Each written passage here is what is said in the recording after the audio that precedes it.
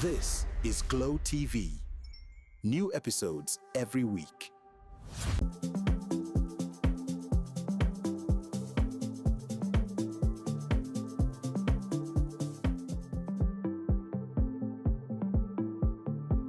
Hello and welcome to Glow TV Chatroom, where we chat about things happening in Nigeria, relatable things ranging from politics, education, agriculture, health, sports, and the list is enlarged. And today, we do have guests on the program, and today is not an exception.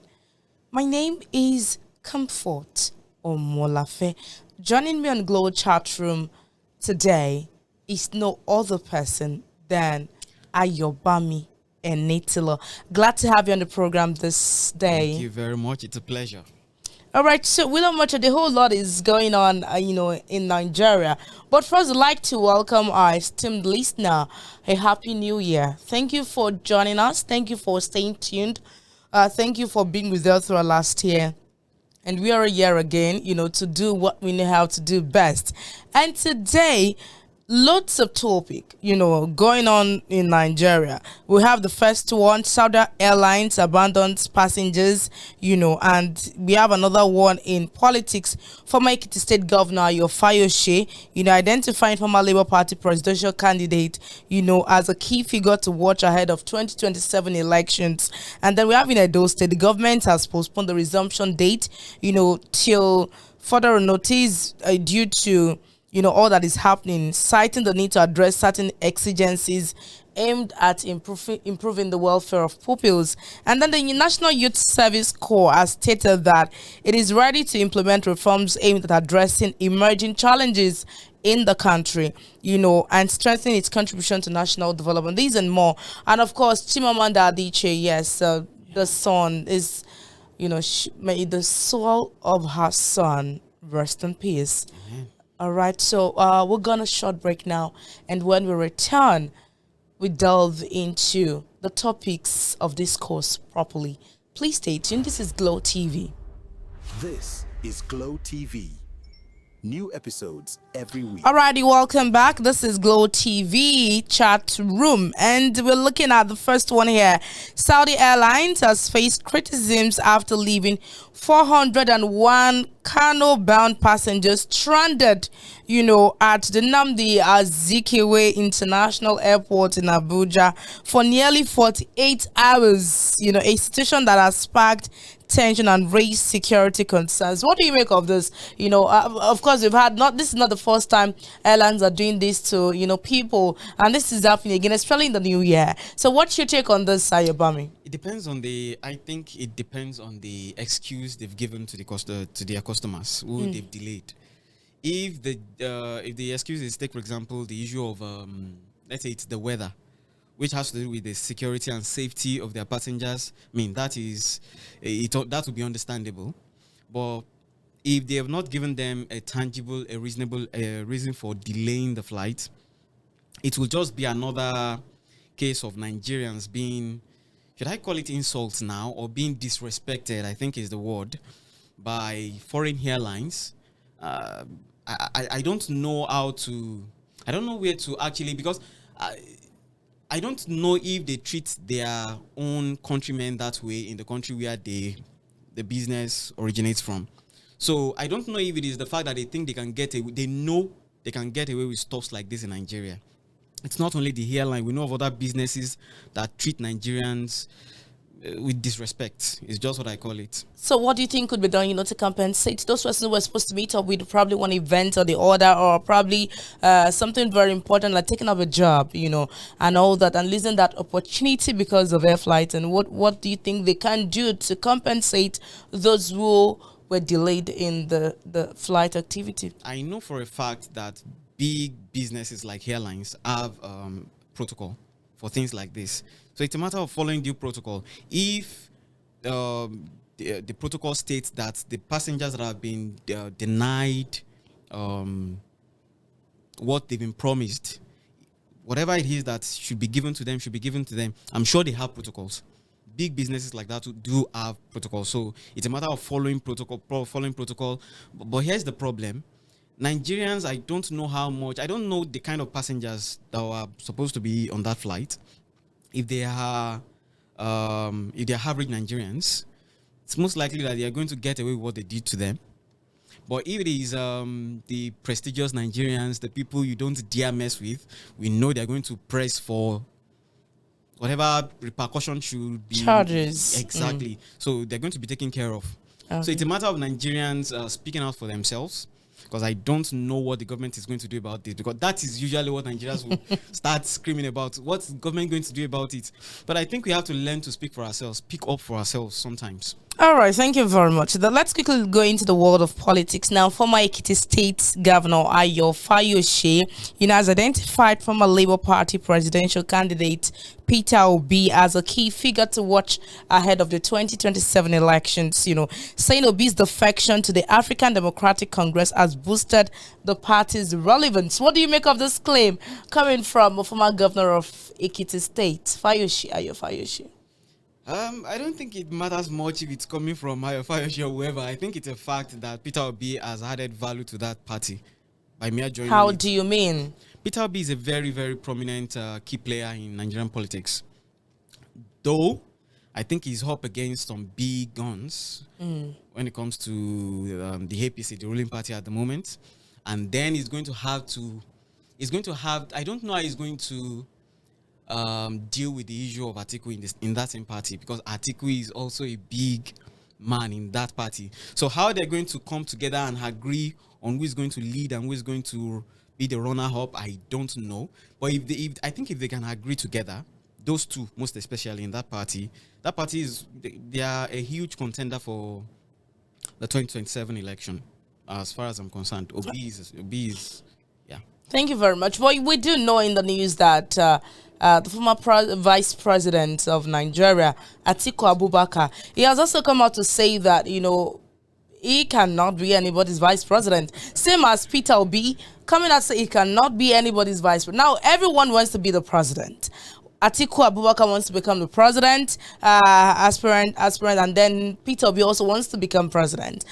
What do you think they can do, especially based on the fact that Atiku has been running this race for a very long time? He has been vice president, not even aspiring to be, for a very long time, and he is still contesting, wanting to be president. And Obi now has not been given the platform. He has never even been vice president before. He has only contested. They've both contested before, on that same party. But now in another party. Don't you think this is just more like seeking power than wanting to serve Nigerians? For who exactly? For which of the candidates? For both of them. Both of them. Both Atiku Abubakar and Peter Obi. I think you're right. That's why I wanted to get the clarification, because that applies, that accusation of seeking power applies to anybody in politics, really. I mean, who goes into politics if not to get the power? If you don't believe you're going to get the power, why are you in politics? So, as to the question of how are they going to go about it, especially those two key players, I don't know. But they have to agree, because if they do not agree, that is going to be their downfall. They would lose even before the race begins.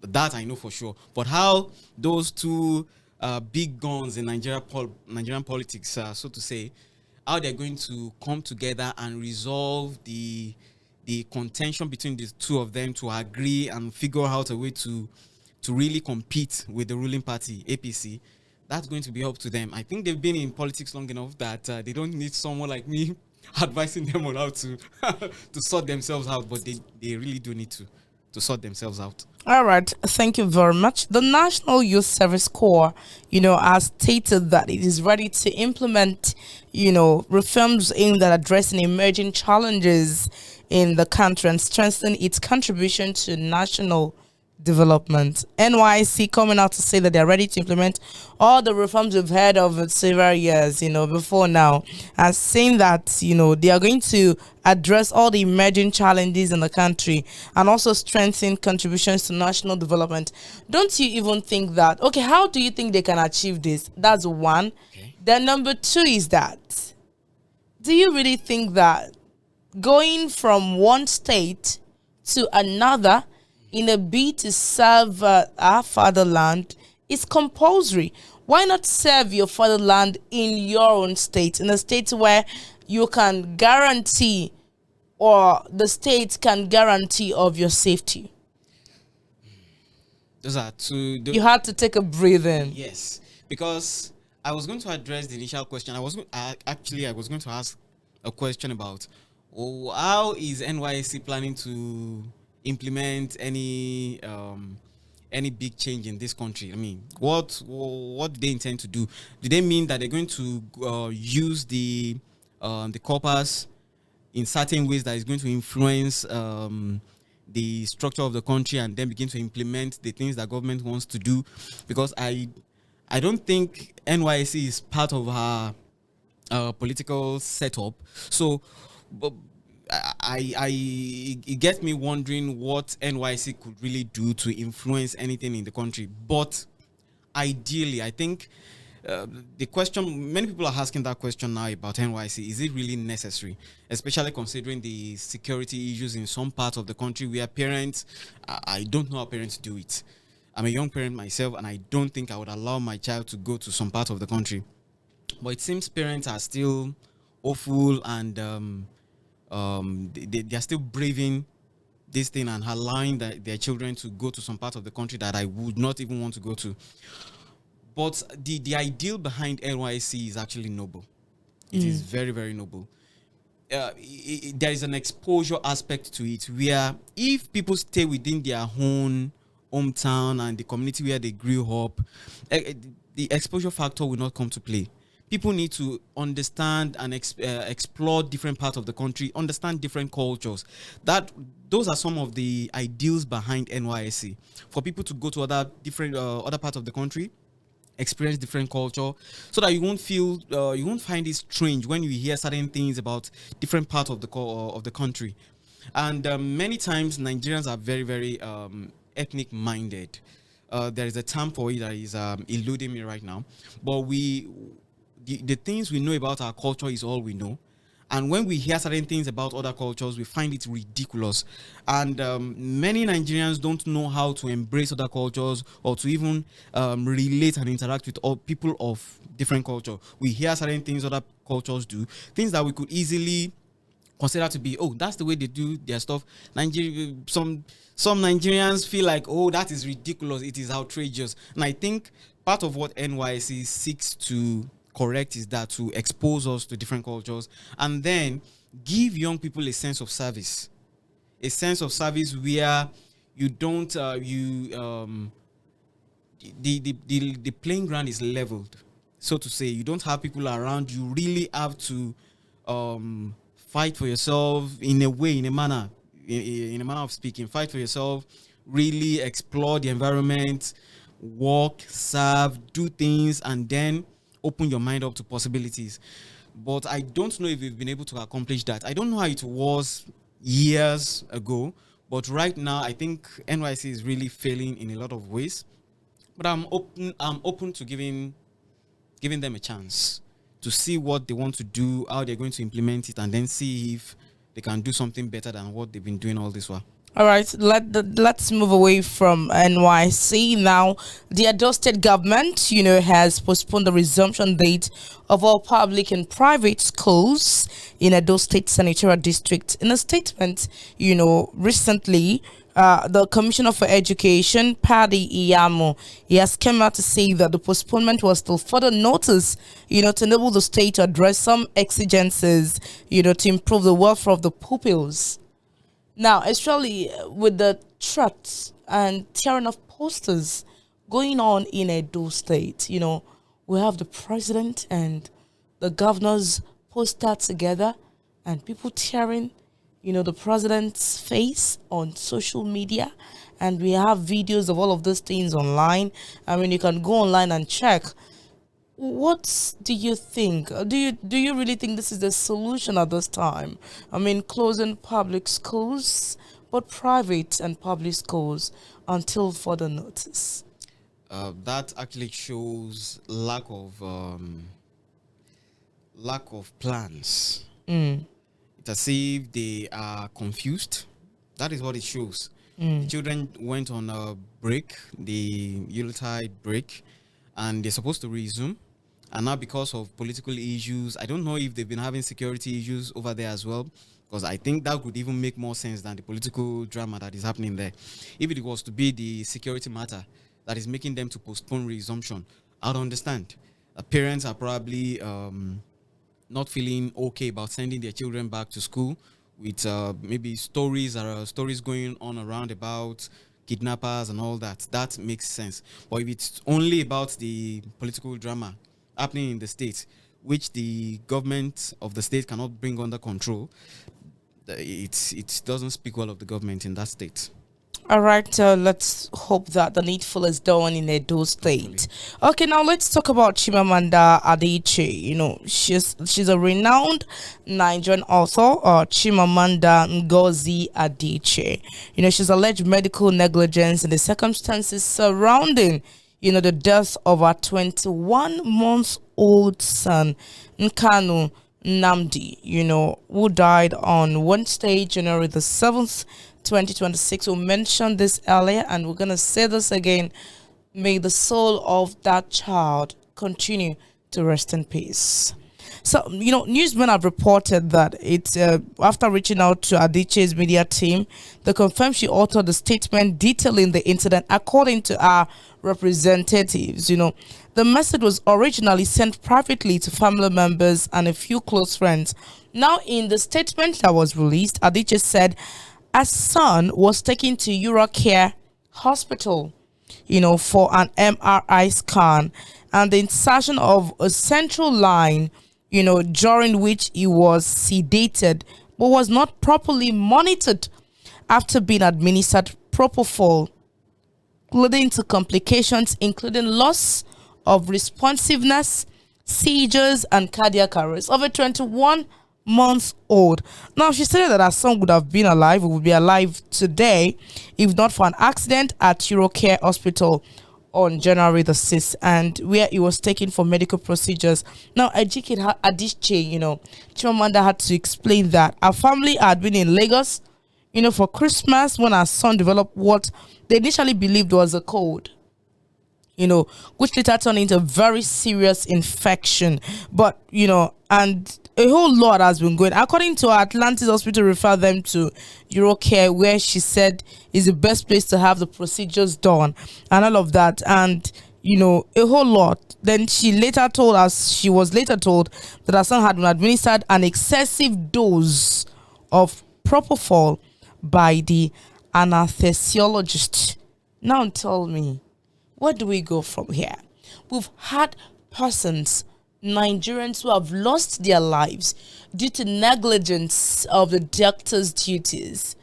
We've had people around that. It's just because it's Chimamanda.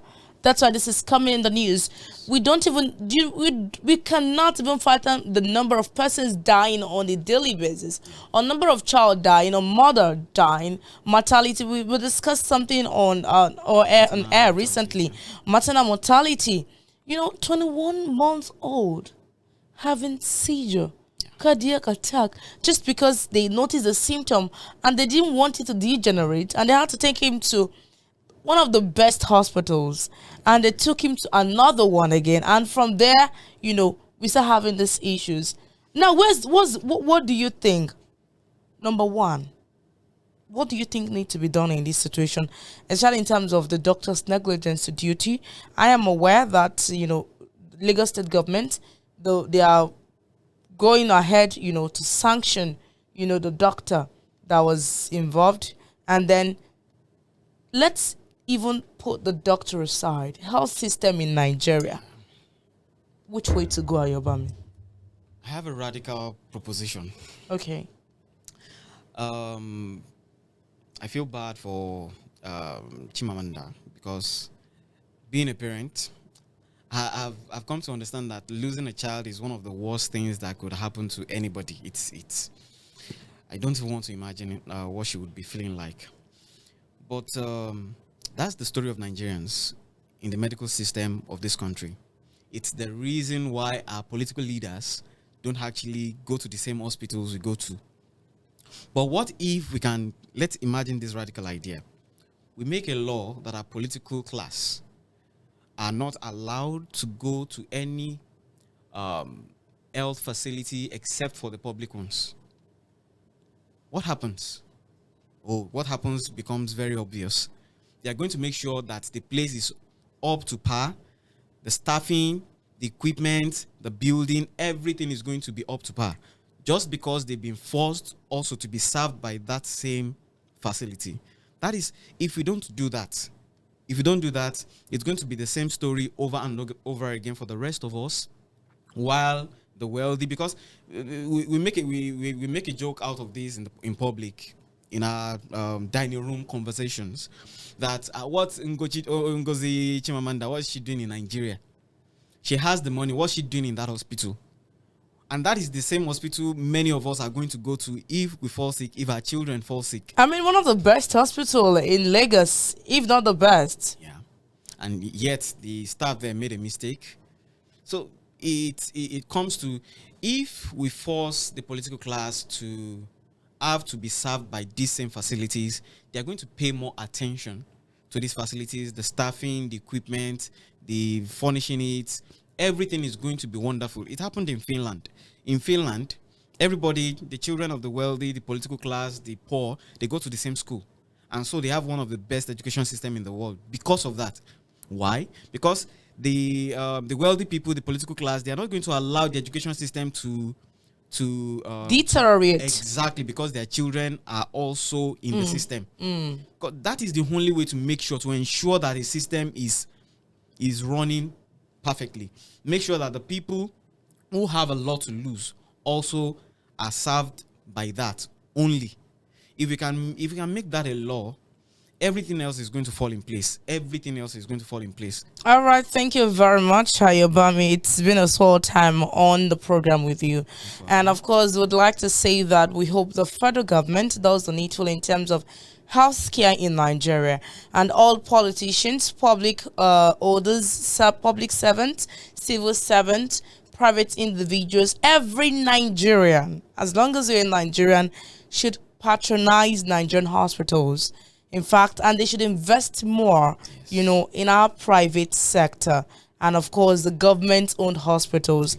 Then all of this, there should not be segregation. We need to keep this. The private sectors are doing much more, than the public sector. And of course, government give dividends of treatment for people, especially public servants. But let these things go round. Let's do more investment.